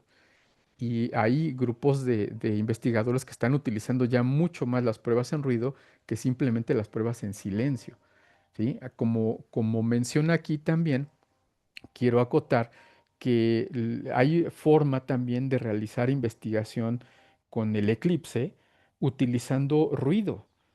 ¿Sí? Es decir, mezclando la señal acústica con ruido. Y eso también va a cambiar un tanto los criterios de cómo vamos a manejar a nuestros pacientes, porque los pacientes no viven en una cabina sonoamortiguada, en un ambiente controlado. ¿Sí? Entonces, creo que es importante, antes de generalizar en aseveraciones, sí es bueno ver la metodología que utilizó cada autor para publicar esto. Listo. Doctor, estamos recibiendo muchas felicitaciones. Aquí hay otras preguntas que también hay. Le preguntan si el parlante que entrega los estímulos auditivos para obtener los corticales debe tener alguna característica específica, tal como respuesta plana en frecuencia, y que si tiene alguna experiencia clínica en pacientes con, ay, espere, se me movió, en la aplicación de corticales en pacientes con trastorno de espectro autista no verbales. Bueno, la bocina sí tiene características Ujú. especiales. Es una bocina que de hecho viene con el equipo que provee Interacoustics. No se sugiere utilizar otro tipo de bocina, sino la que plantean ellos, porque es la que tiene las características acústicas necesarias para transmitir este tipo de señales, ¿sí? Eso de inicio. O sea, si ustedes adquieren un Eclipse, les van a dar la bocina indicada con el soporte adecuado a la altura adecuada y el cable adecuado que va conectado al Eclipse, que por cierto tampoco es un cable estándar, es un cable especial y además va conectado a la salida de la vía ósea como característica curiosa. Yo he tenido experiencia en corticales, pero en pacientes implantados y en pacientes bebés, ¿sí? No he tenido mucha experiencia en pacientes con otro tipo de patología.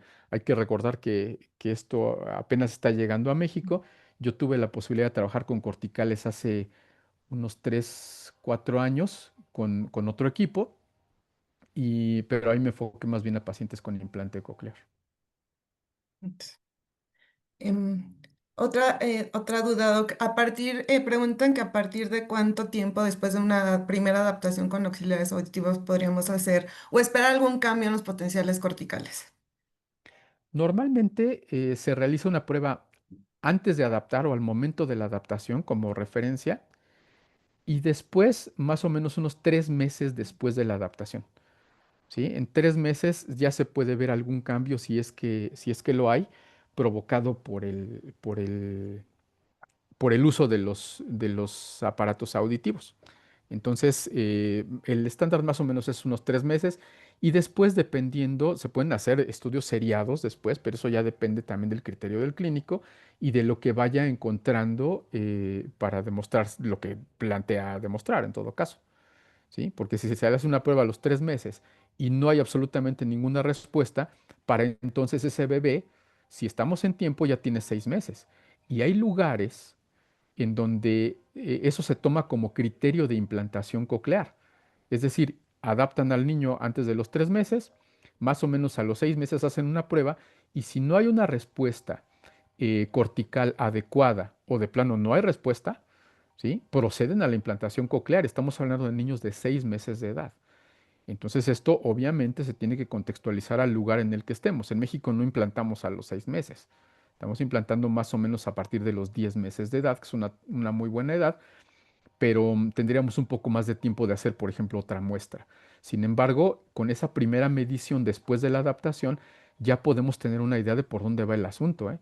O sea, si estamos seguros de que adaptamos perfectamente bien ese aparato auditivo, pues significa que por alguna razón la corteza no lo está asimilando como debería y podríamos optar por otro tipo de manejo como puede ser el implante coclear. Súper. Doctor, estamos recibiendo muchas preguntas, entonces esto me agrada porque significa que, pues la verdad es que muchos estuvieron poniendo atención y que pues es una nueva prueba y que como nueva prueba hay muchísimas dudas, ¿no? Pregunta a la doctora Carvajalino que qué opina acerca de la toma de biomarcadores P1 en niños con implante coclear de forma eléctrica de los potenciales de latencia larga eléctricos. Si hay alguna correlación relacionada con los realizados a través de campo libre o parlantes. Mire, no tengo experiencia con los potenciales corticales provocados eléctricamente, ¿sí? No le voy a mentir. No tengo experiencia en eso. Tengo alguna experiencia en potenciales provocados eléctricamente, pero de tallo cerebral. ¿Sí? Todavía falta tener o adquirir experiencia con este tipo de respuestas corticales evocadas eléctricamente con el implante coclear, ¿no? Se asume que es una herramienta muy útil, una herramienta que nos permitiría realmente, sin necesidad de tener estímulos acústicos, sino puramente eléctricos, pues tener una respuesta acerca de cómo se está comportando esa corteza, ¿no? Pero pues creo que nos falta todavía avanzar mucho al respecto. Em, También, pues, muchas felicitaciones, doctor. Preguntan que si los potenciales corticales pueden ser indicadores de neuroplasticidad cerebral. Sí, o sea, definitivamente son indicadores, son biomarcadores que nos hablan de la neuromaduración, nos hablan de la forma en cómo esas regiones corticales están madurando, están mielinizándose esas vías y son más efectivas para mandar más rápido esas señales, para procesarlas. Por eso, las latencias de la P1 y en general del complejo P1N1P2 se van acortando, es decir, se van haciendo más eficientes y más rápidas en la medida en que estamos estimulando más esas regiones corticales que ya mencionábamos antes, que son fundamentales para esto. ¿Sí? Desde hace 25 años, precisamente lo hablábamos, Anu Sharma lo había descrito como un biomarcador, precisamente en ese sentido. Sí es un reflejo de la neuromaduración y de la neuroplasticidad, por lo tanto. Listo. Pues, doctor, creo que ya no hay más preguntas, no hay más que agradecerle otra vez por estarnos acompañando este día. Y también para que aproveche para la gente que esté en audio, doctor, el taller, ¿no? Que justo va a ser de potenciales corticales y, bueno, mucho va a ser con el eclipse, entonces para que igual aquí que tiene a mucha gente de Colombia pueda hacer también este breve anuncio. Sí, vamos a estar en el Congreso de Aso Audio presentando un taller respecto precisamente de potenciales corticales, que va a estar muy interesante porque vamos a ya a poner las manos sobre el equipo, lo van a poder ver físicamente, vamos a poder hacer alguna prueba. Y, y después al otro día vamos a dar una plática en donde voy a hablar de cosas parecidas a las que acabo de dar aquí, no exactamente lo mismo, pero vamos a hablar de ciertas cosas, ¿no? Relacionadas a potenciales corticales. Entonces creo que es una herramienta básica que poco a poco se va a ir incorporando cada vez más a nuestra batería de estudios audiológicos, sobre todo en quienes entendemos que efectivamente el cerebro es el que da realmente la posibilidad de escuchar, ¿no? Estamos a veces muy centrados en la cuestión periférica y a veces nos quedamos simplemente con que si el oído manda la señal hacia arriba, estoy conforme y se acabó, pero esto es un reflejo precisamente de qué es lo que ocurre a niveles superiores, es decir, a donde nos interesa que llegue realmente el mensaje. ¿Sí? Muchísimas gracias a todos por acompañarnos, muchas gracias por sus comentarios, por sus preguntas. Y si les interesa, subo la guía de práctica clínica a la página de Espiral Azul, la de potenciales corticales de la British Society, para que todos la puedan descargar y la tengan y le echen una ojeada. La verdad es que aunque uno no haga todos los días este tipo de estudios, es bien interesante despertar esa curiosidad en uno mismo para saber que podemos ir avanzando más en áreas en las que no estamos acostumbrados a avanzar, ¿no? Claro que sí, doctor. Y bueno, yo nada más quise hacer algunos anuncios. Quisiera decirles que ya les estoy mandando el flyer del siguiente webinar. Déjenme también se los puedo compartir para que lo vayan viendo. Y también les acabo de compartir la liga para los que acaban de, pues los que quieran la constancia. Recuerden que al cerrar Zoom automáticamente los va a direccionar a una página para que llenen la encuesta. La encuesta es ya un requisito para dar las encuestas, perdón, las constancias. Entonces, persona que no llene las encuestas ya no vamos a dar constancias. Entonces, igual ya les mandé el link por el chat para que puedan, si no les sale la pestaña, puedan buscarla directamente en la página de internet. Y el siguiente webinar que los esperamos es el sábado 19 de julio. Vamos a tener al doctor Santiago Vázquez hablándonos de el mareo idiopático del anciano y enfermedad de pequeños vasos cerebrales desde la perspectiva del neurólogo. Entonces, los invitamos también para que ya, ahorita les mando el link para que también ya se vayan registrando y pues agradecerles a todos que siempre están aquí presentes en nuestras charlas. Entonces, nos vemos en julio y muchísimas gracias, doctor, por acompañarnos. Gracias por la invitación y gracias a todos por dedicarnos esta mañana de sábado. Nos vemos. Hasta pronto. Ya les comparto el link, denme un segundo. Les comparto el link. Creo que lo tengo acá. Denme un segundo. Estamos acá. Eso. Ujú.